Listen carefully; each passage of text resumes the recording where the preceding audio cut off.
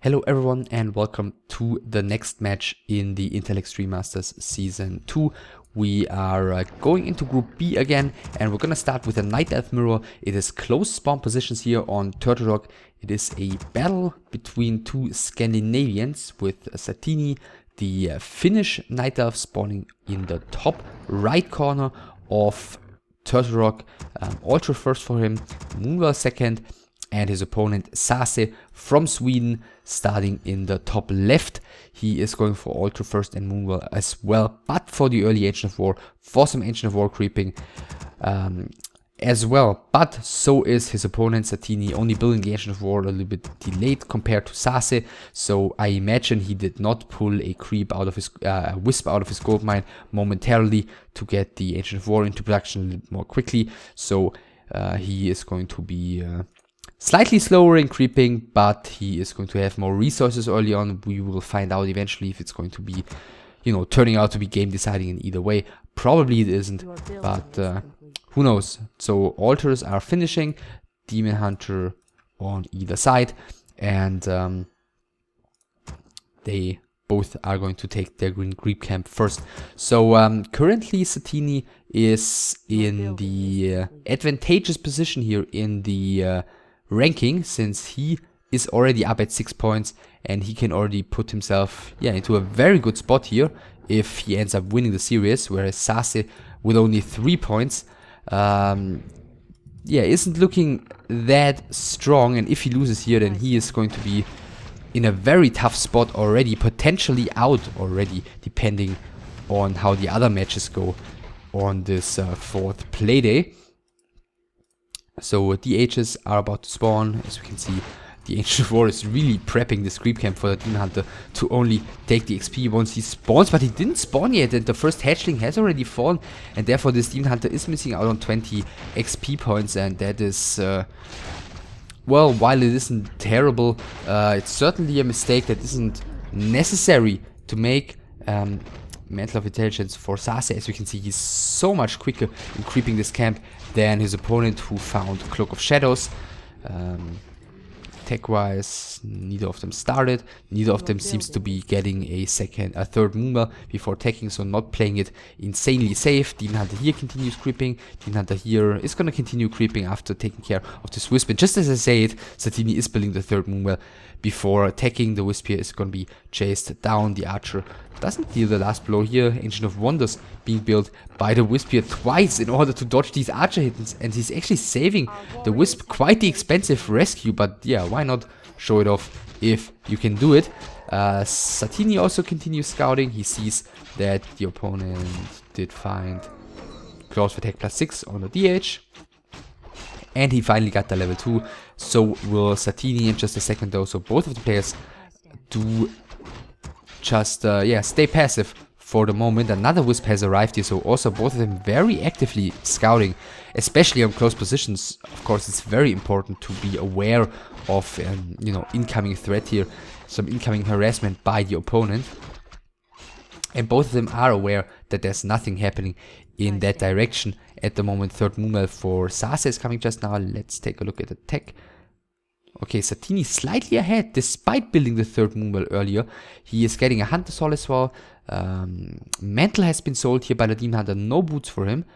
The Wisp continues scouting for Satiini, and SaSe continues creeping, and so will Satiini, as it appears, who is going to his shop right now as well.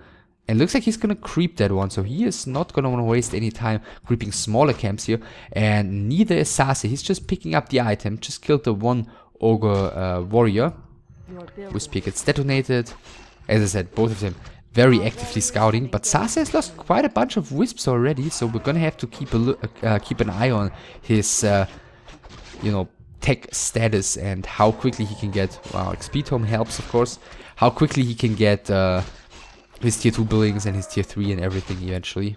By the way, Hunter Soul as well for SaSe, so both of them are going to rely on lores. SaSe with an energy pendant, quite a terrible item. He's selling it immediately, getting boots and dust. Let's see, tome wise, is he getting an XP tome as well? The answer is no, it's only a Tome of Knowledge. Demon Hunter here found the Ring of Protection +3, so neither of the players particularly lucky in terms of item drops. I mean, the Demon Hunter here, as you can see, should be slightly down in terms of XP, but he's actually slightly up, thanks to the XP tome. But yeah, other than that, not really anything game deciding has happened thus far. Both of the players getting their wisps closer to the tavern right now. Satiini is buying the Naga, but he's inside of his own main base. It looks like he's waiting for the shop to finish, and therefore his Naga is going to have to run here. The Naga of SaSe is chasing after the wisp though. Demon Hunter also not trying to catch the Naga on her way or anything like that. But then again, with the Staff of Preservation, Satiini could just staff the Naga home and yeah, basically make sure that there's no way in hell that she could be taken down. But speaking of taking down the Naga, both of the players are attacking each other's second hero here, and Satiini making quick use of the Staff of Preservation, but at the same time SaSe decides to block with his archers and make sure that his Naga survives as well. Maybe he's gonna end up being able to pick off one of the archers, but his Demon Hunter gets trapped here, or at least blocked for the moment. And therefore the damage output is not enough. 5 HP on this archer, 14 on this archer. The Demon Hunter turning around to cast another mana burn. But I think, unless the Naga comes with a staff right now, then Demon Hunter is going to be forced to town pot. And it looks like that's exactly the case here. Naga is... did he close his base? Or did he just turn around here? No, he just turned around. Okay. But yeah, Naga with the Staff of Preservation now as well, but way too late to prevent the Demon Hunter from being forced to use his town portal, and therefore, yeah, 350 gold gone for SaSe. Well, it isn't. He didn't rebuy the town portal, risking quite a bit here. He was the one getting his Ancient of War in position a lot more quickly here, so he may be able to get a bit of creeping in, but it looks like Satiini is not going to be willing to let him do that. The Naga has to pass the staff. Demon Hunter is using it. This archer is going to fall though, and the Ancient of War is going to be in trouble as well, as he just woke up the creeps while Satiini was coming in from the top, and yeah, he's going to die for doing so. The Naga of Satiini also just hitting the creeps once more to make sure they come out to the right hand side here, and yeah, do not allow SaSe to push forward here. So both of them are going tier 3. Let's compare. Yeah, SaSe is quite a bit behind again, and his second Ancient of Lore is a decent amount of time delayed compared to the second Ancient of War of Satiini, who has now brought his Ancient of War in position, but he might just be the next one to go down. The Demon Hunter certainly does not want to creep with Satiini's army and his Ancient of War nearby. 5 archers, by the way, still for Satiini, whereas SaSe had 4, he lost 1, now he's not losing a second one. But with the first rejuvenation coming in on both sides, these archers are in serious trouble. This is the stage of the game where the damage output really struggles to keep up with the first rejuvenations, and therefore these Demon Hunters don't really need to put as much pressure on each other and can just roam around a little bit more freely before the number of bears rises too high again. And as you can see at the moment, SaSe is just trying to stick around to prevent Satiini from creeping his natural expansion here for free. It looks like no, the next archer is also being saved here. Satiini, SaSe staffing all of his archers here one by one. Second Ancient of War has finally finished for him as well. The Ancient of War of Satiini is also falling. Next bear is coming in, next rejuvenation onto the Demon Hunter, but SaSe really tries to keep the pressure up here. In the meantime, still only 4 moonworth. All of them are empty already except for the one, so he cannot really bring these archers back into the game. So what I wanted to say here, still 5 archers for Satiini. SaSe just built 4 in the first place. That's why his Ancient of War was more quickly to move up to the natural expansion. An investment for you know, skipping an investment for SaSe that has not paid out thus far. Then again, the 1 additional archer for Satiini so far really didn't do anything as well. Master finished for the Finnish player in the meantime, not yet for his opponent. So for the time being, he could maybe just go for the turtles here, because without Master, there's really nothing that SaSe can do to stop Satiini from creeping here. But it looks like he's not gonna go for it. Master is about to finish as well for SaSe though, so it's not like there's all too much that Satiini is going to be able to achieve here anymore, especially since he seems to not be aware of the advantage he had, and now that advantage is gone. By the way, no upgrades on either side. 48 supply against 40. Satiini is down by 8 supply. Okay, now building another bear, building 1 Dryad here as well.